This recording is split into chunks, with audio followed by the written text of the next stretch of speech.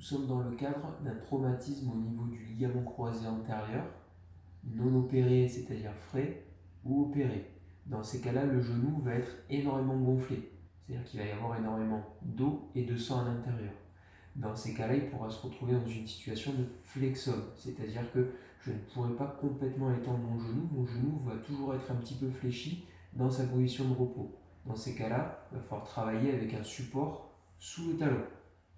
Je vais essayer de garder la position entre 2, 5, voire 10 minutes en fonction de l'évolution et en fonction des douleurs. Une fois que j'ai récupéré mon extension complète, c'est-à-dire mon genou qui va être en appui total sur la surface sur laquelle je vais travailler, je vais pouvoir mettre en place la deuxième partie du travail de mobilité, c'est-à-dire le travail en flexion, avec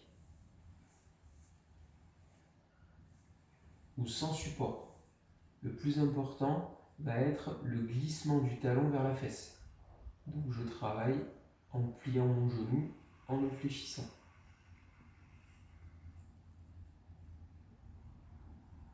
Dans un premier temps, ça doit être un travail doux. Il ne faut pas qu'il y ait d'à-coups. Dès que ça commence un petit peu à tirer, on peut garder la position et relâcher. C'est un exercice que je peux faire entre 20 et 30 répétitions d'affilée, plusieurs fois dans la journée. Dans l'évolution, je pourrais utiliser une serviette. Une fois que je n'arrive pas à atteindre un certain degré d'angulation au niveau de la flexion, je pourrais dans un premier temps faire le mouvement moi-même et une fois que ça bloque, venir un petit peu tirer avec la serviette et les deux bras pour aller chercher un petit peu plus loin. Pareil, il faut toujours respecter la règle de la non-douleur. Si ça tire, c'est bon signe, il ne faut pas aller trop loin. Première partie de mouvement, où c'est simplement mon genou lui-même qui fait le mouvement. Et ensuite, je viens tirer une fois que je suis dans mes derniers degrés de flexion.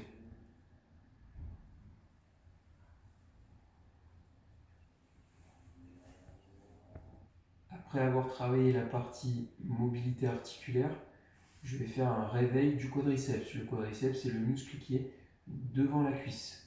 Pour cela, je mets un coussin ou une serviette sous mon genou. Le but va être d'écraser la serviette ou le coussin avec mon genou. Et en plus de ça, ramener la pointe de pied vers moi. Pour que le travail soit optimal, il faut que j'arrive à avoir une ascension de la rotule. C'est-à-dire il faut que la rotule remonte vers le haut et que le galbe du quadriceps commence un petit peu à se dessiner.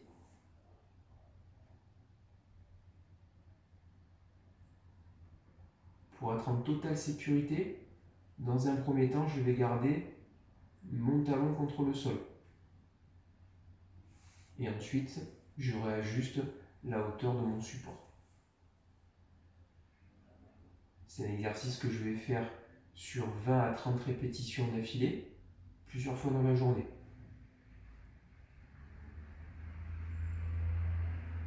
Une fois que mon quadriceps est bien réveillé, c'est-à-dire que je vais pouvoir avoir une contraction totale et une ascension de la rotule, et une fois que j'ai mon genou qui va être en position verrouillée, je peux continuer en faisant cette évolution-là.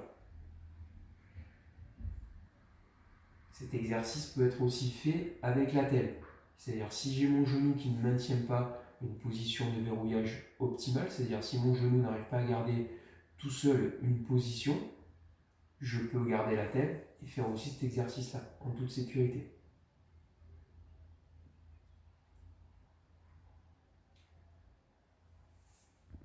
En étant assis, je vais aussi pouvoir travailler mon mollet. Je mets une serviette ou un élastique au niveau de mon pied. Donc l'élastique ou la serviette va être tiré vers moi et au contraire avec mon pied je vais pousser en avant. Je vais faire cet exercice là 30 fois d'affilée et plusieurs fois dans la journée.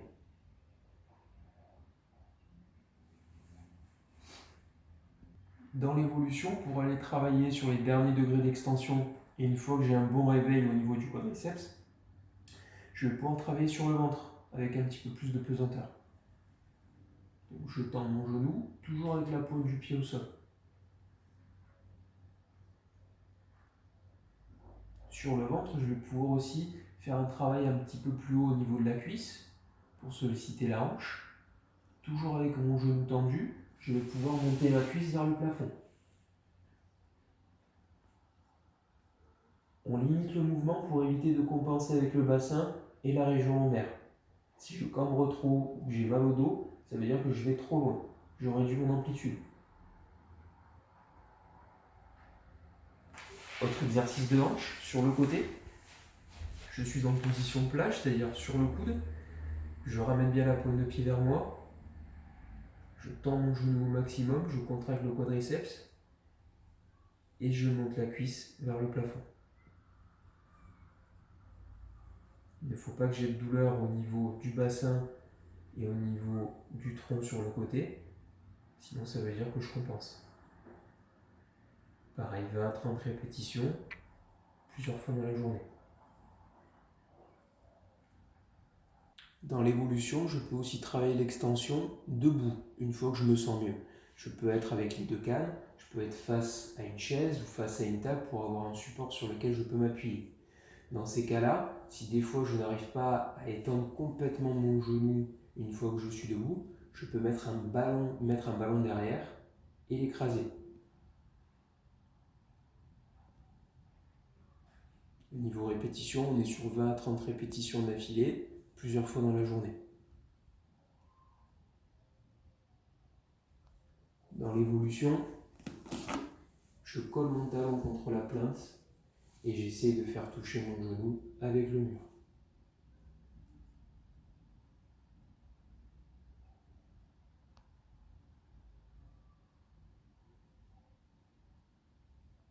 Toujours en étant debout, je suis face à un support sur lequel je peux me tenir avec mes cannes ou avec une table ou une chaise.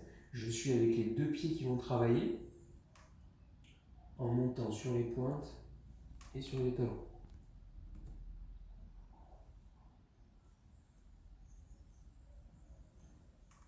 Une fois que j'ai mon verrouillage de genou complet, c'est-à-dire que mon genou au niveau musculaire aura la force de garder une même position, je peux commencer à travailler sur des mini-squats. Dans un premier temps, j'essaie de ne pas dépasser les 40 degrés de flexion au niveau de mon genou.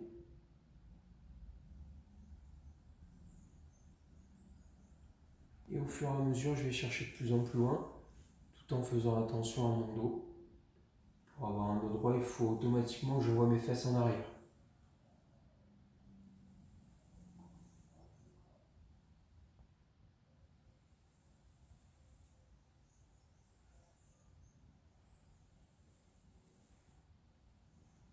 Après 3 semaines post-opératoires ou 3 semaines post-traumatiques, je vais commencer à avoir un petit peu plus de mobilité. Je vais me sentir un petit peu mieux sur mes jambes. Je vais pouvoir, pourquoi pas, faire un travail statique. Le dos contre le mur. Et j'adapte l'angulation que j'ai au niveau de mon genou. Au plus je vais être bas, au plus ça va tirer. Plus je vais être haut, au moins ça va tirer. Je garde environ la position une dizaine de secondes, une vingtaine, voire une trentaine, à réaliser plusieurs fois dans la journée.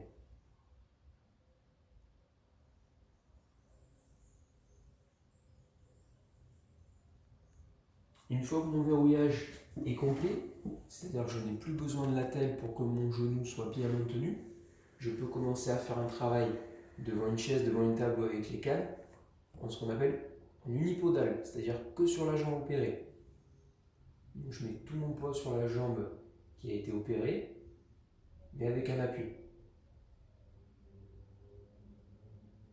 Ça, dans l'évolution, toujours avec mon appui sur la canne, sur la chaise ou sur la table, je peux commencer à créer un déséquilibre intrinsèque, c'est-à-dire bouger l'autre jambe. C'est-à-dire que dans ces cas-là, tout le poids du corps va être sur le côté droit, mais on va travailler un petit peu plus sur l'équilibre en faisant bouger l'autre côté. De l'autre côté, je peux fléchir la hanche, au contraire, emmener la cuisse sur le côté ou en arrière.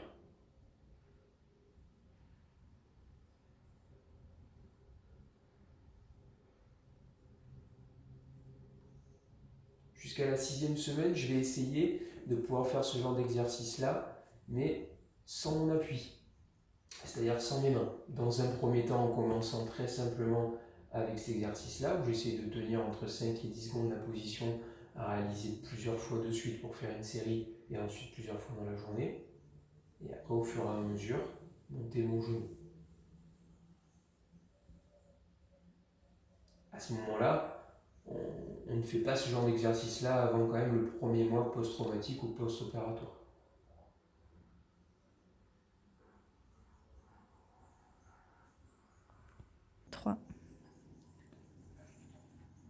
Le nombre de répétitions est en fonction de chacun. S'il y a des personnes qui veulent faire plus de 20 à 30 répétitions plusieurs fois dans la journée, tout dépendra de l'état du genou et tout dépendra de la douleur. Ce qui est important, c'est essayer après ce genre d'exercice-là, ou au moins 2 fois dans la journée, d'avoir la jambe avec une vessie de glace. Donc le plus important quand on met de la glace sur le genou, c'est soit on utilise la vessie de glace, soit on utilise directement des glaçons dans une serviette. Il faudrait éviter que la source de froid soit directement appliquée sur le genou. C'est-à-dire qu'il faudrait toujours qu'il y ait une serviette humide. Au plus la serviette sera humide et mouillée, et au plus la température au niveau de la zone qui va être traitée va descendre plus vite. Donc c'est-à-dire que dès que je mets de la glace, j'ai essayé d'avoir quelque chose d'humide et en même temps la garder entre 10 minutes et un quart d'heure, pas plus. Ça ne sert à rien de garder de la glace pendant une demi-heure, 3/4 d'heure. Je vais essayer aussi, peut-être plus le matin au réveil ou sinon le soir, en fin de journée, de garder la jambe surélevée.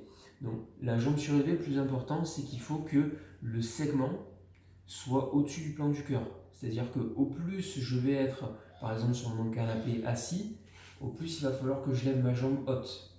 Au plus je vais être allongé, au moins j'aurai besoin qu'elle soit haute. C'est-à-dire qu'il faut que la jambe soit toujours plus haute que le buste, donc le plan du cœur.